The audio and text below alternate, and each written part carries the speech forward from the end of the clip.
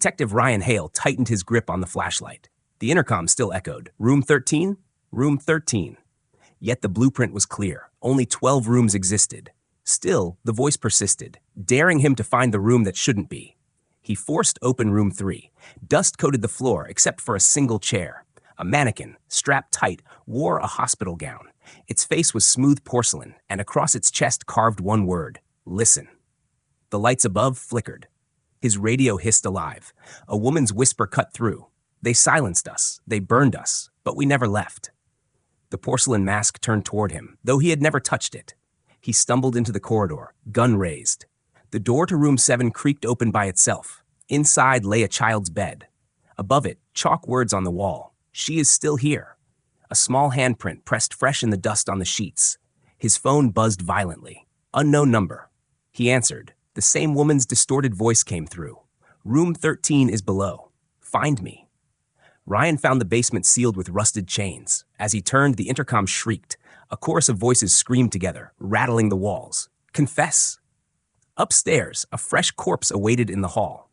The officer guarding the entrance, now strapped to a gurney, his head twisted backward, pinned to his chest, a photo of the asylum staff, dated 1969. Every face scratched out except one. A young nurse, her eyes circled in red ink.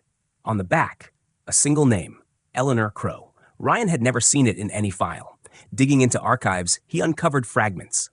Eleanor had been accused of killing patients during the fire, yet eyewitness accounts were gone, her trial records erased. That night, alarms shrieked though the building was dead. Sprinklers burst, but instead of water, ash rained across the halls. Through the haze, Ryan followed sobs to room 10.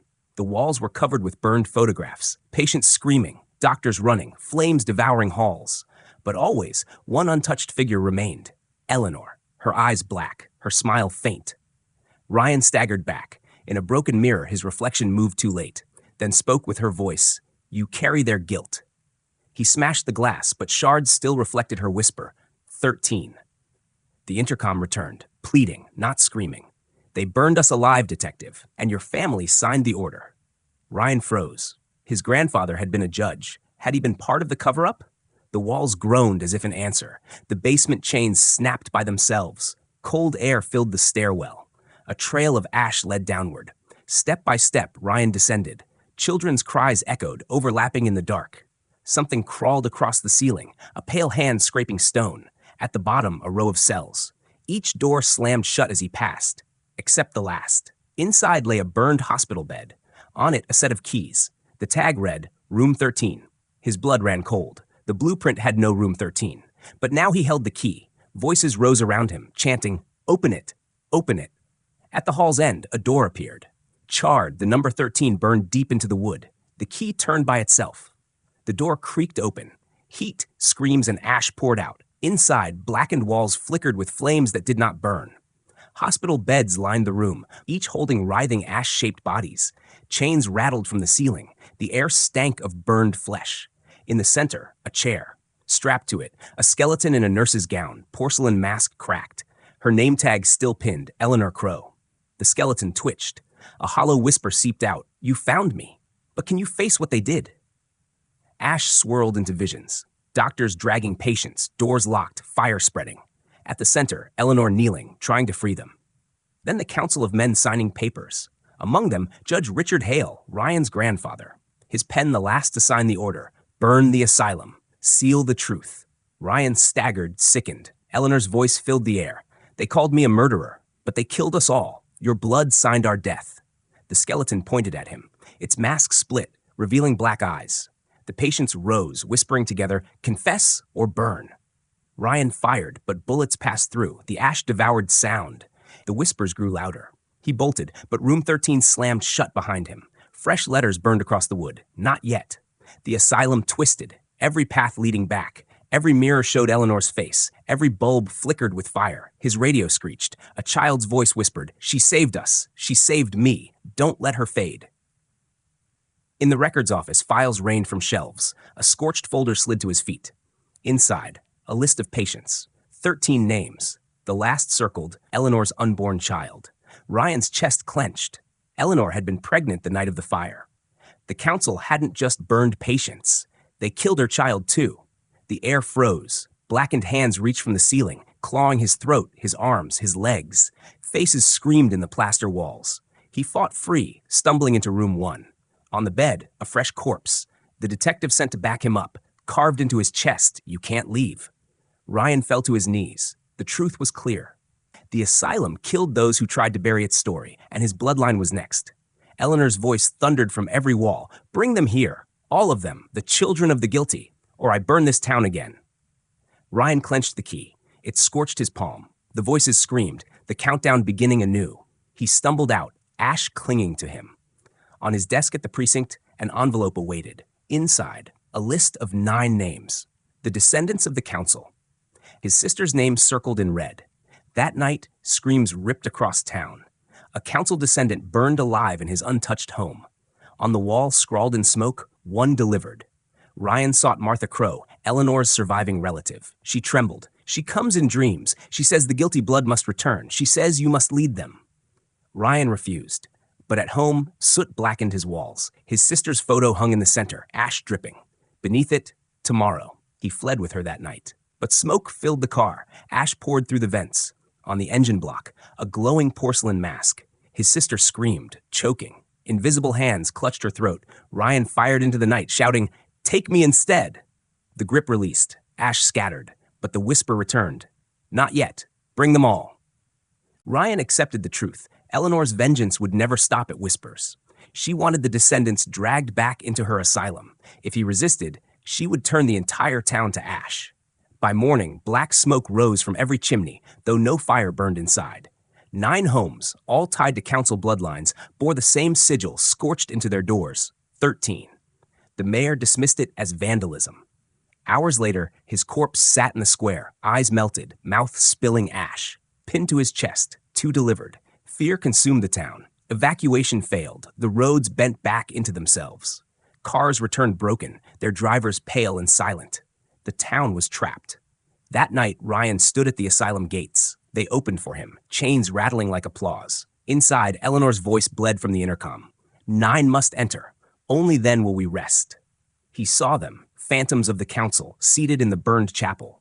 One spoke with his grandfather's voice. Blood must answer blood. Visions scorched Ryan's mind. The fire, the screams. Eleanor clutching her unborn child as the council lit their torches. He woke in his own bed. On his chest, the room 13 key. New words burned into its surface. 7 remain. Another death followed. A descendant found suffocated, lungs filled with ash, body left in a church pew. Her lips cracked in a silent scream. Ryan sought Martha Crow. She clutched his hands, whispering, "You cannot fight her. You can only obey. Bring them to the asylum, or she will drag them herself." The list of names seared into Ryan's mind, his friends, his family. Eleanor's voice hissed, "Choose, detective. Deliver them, or burn with them." Soon after, the sheriff was torn from his patrol car, smoke pouring from his mouth until his lungs collapsed. On his hood, smeared in ash, 6. Ryan begged the families to flee, but no road led away. Every path returned to the asylum. That night, his sister vanished. Her necklace hung smoking on the asylum gate. 13 windows glowed red.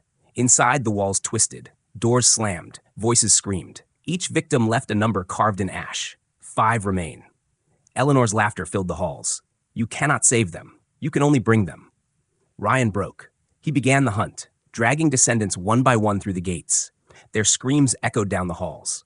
But when the doors closed, the voices in the walls quieted. By the 3rd, his hands shook with blood. Eleanor whispered, "Mercy is pain delayed." Martha appeared again, eyes ringed with soot. "She speaks through me now. The child still lives. The child demands justice." The 5th body was taken. The asylum glowed brighter. The number 13 burned deeper into the wood of the forbidden door.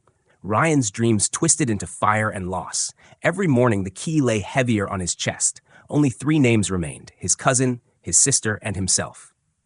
He confronted Eleanor's spirit in the chapel. "Take me. Leave them." Her hollow eyes blazed. "No. All must burn. Only then will the child rest." The sky turned red. Ash storms swallowed the town. The asylum shook like it would fall apart. Ryan dragged his cousin to the gates. Inside, his sister already stood before room 13, eyes black, whispering Eleanor's words. 1 remains. The door pulsed, alive, the key seared in Ryan's hand, dripping ash. Eleanor flickered into view, clutching a charred bundle that cried like an infant. They buried us. They denied us. Now they will join us.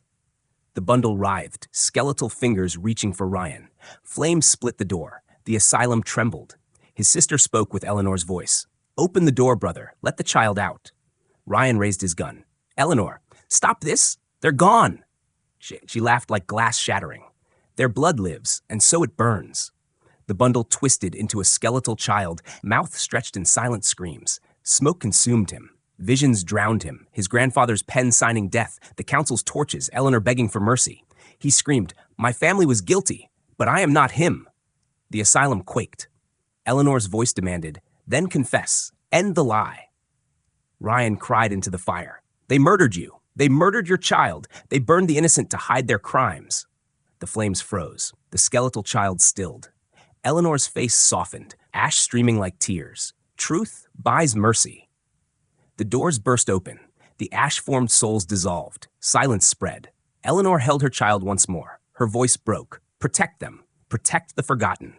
Then she shattered into ash, carried away by a wind that had no source. The asylum collapsed into ruin. The Room 13 key turned to dust in Ryan's hand. His sister lived, but wept at the scorched mask burned into his palm. Days later, the asylum was demolished. But in the rubble, workers found one porcelain mask, cracked, its hollow eyes staring. That night, Ryan lay in bed. The town was finally quiet, until his phone rang once. He answered. Through the static came a fragile child's voice. "Detective, where is Mother?"